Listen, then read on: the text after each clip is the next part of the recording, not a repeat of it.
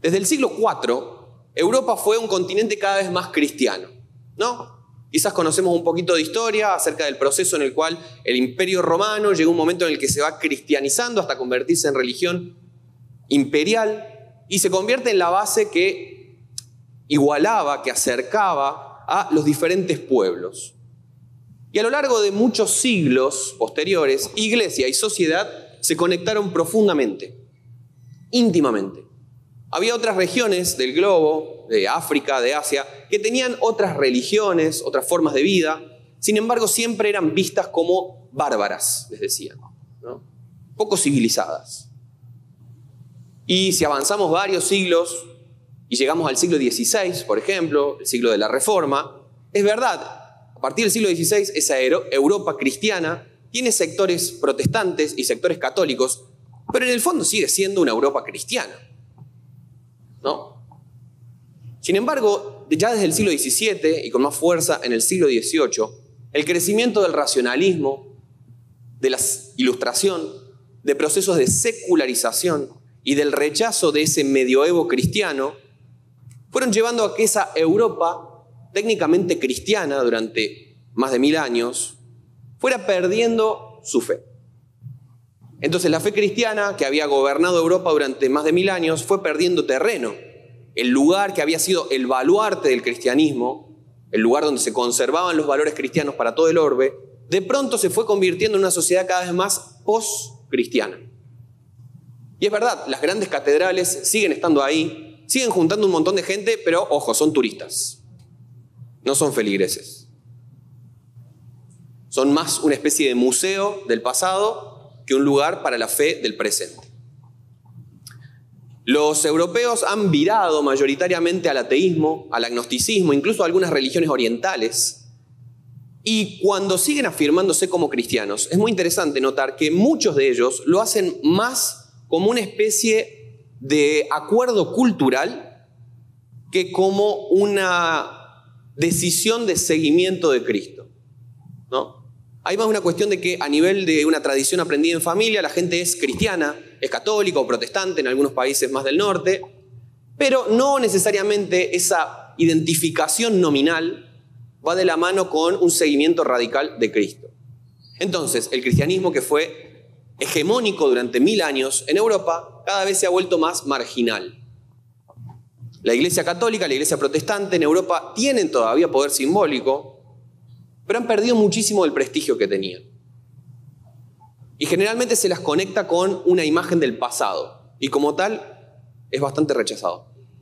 Por su parte, Estados Unidos fue fundada como una nación cristiana, o ese es el mito fundacional, ¿no? Una nación cristiana fundada por un grupo de puritanos que escapan de la persecución política de Inglaterra, y al día de hoy Estados Unidos sigue siendo la gran productora de la cultura cristiana a nivel global. Las películas, la música, los predicadores, los libros, está conectado con la cultura norteamericana. Pero lo cierto es que esta cultura norteamericana pierde también cada vez más su credibilidad, mientras se sigue enroscando en muchas disputas políticas que recuerdan a la cristiandad medieval. ¿Qué significa esto? Pensar que defender el cristianismo es igual a defender la identidad norteamericana. Y muchas veces eso va conectado con ideas muy extremas, por ejemplo, de supremacía blanca. Entonces hay que defender el estilo de vida norteamericano porque eso va a significar defender el cristianismo. Y cuando pasa eso, muchas veces el cristianismo termina siendo simplemente un apéndice, una nota al pie, un aspecto cultural, no necesariamente un seguimiento de Cristo.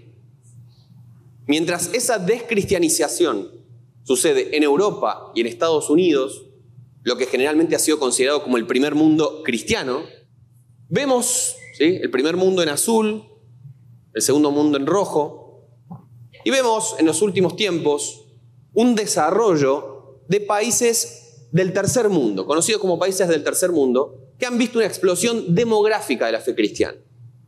Y ahí tenemos el caso de África, de Asia, que han visto el crecimiento abismal de iglesias durante el último siglo.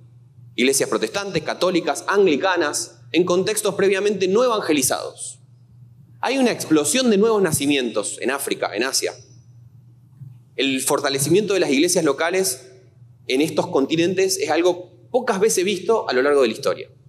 Y en el caso de América Latina, tenemos que hacer memoria de una historia muy marcada por la colonización de la España ultracatólica, que durante mucho tiempo quiso aislar al continente latinoamericano de toda la influencia de la herejía protestante. Entonces, durante muchísimo tiempo estaban absolutamente prohibidos los libros de los protestantes, se les negaba el acceso a los protestantes al continente. Sin embargo, desde hace ya varias décadas, las iglesias protestantes evangélicas vienen creciendo en todo el continente latinoamericano de una manera sostenida. En algunos países del continente incluso ya han superado los fieles protestantes a los fieles católicos. Y de todas las formas que tiene el protestantismo, quizás la que más ha crecido en el continente está conectada con los movimientos carismáticos. Y esas iglesias fundadas por misioneros en los siglos XIX y XX, de pronto han ido alejándose, se han ido separando, han tomado una autonomía cultural de sus iglesias madres en Estados Unidos y Europa. Y ustedes como discípulos de Cristo saben de lo que les estoy hablando, ¿no? Ustedes vivieron un proceso como este hace ya varias décadas, ¿no? Generalmente entre la década del 30, 40, 50, 60, muchas iglesias fundadas por misioneros norteamericanos o ingleses encontraron su autonomía nacional y dijeron: nosotros somos estos y vamos a tener ciertas diferencias, al menos organizativas. Nosotros queremos ser autónomos en cómo nos pensamos. Pero muchas veces también eso va conectado con diferencias a nivel teológico. Es decir, ya no se sigue una norma matriz de la iglesia en Estados Unidos o en Inglaterra, sino que se fueron desarrollando formas culturales de la propia fe. Y esto ha llevado a que el movimiento protestante en América Latina sea muy vital.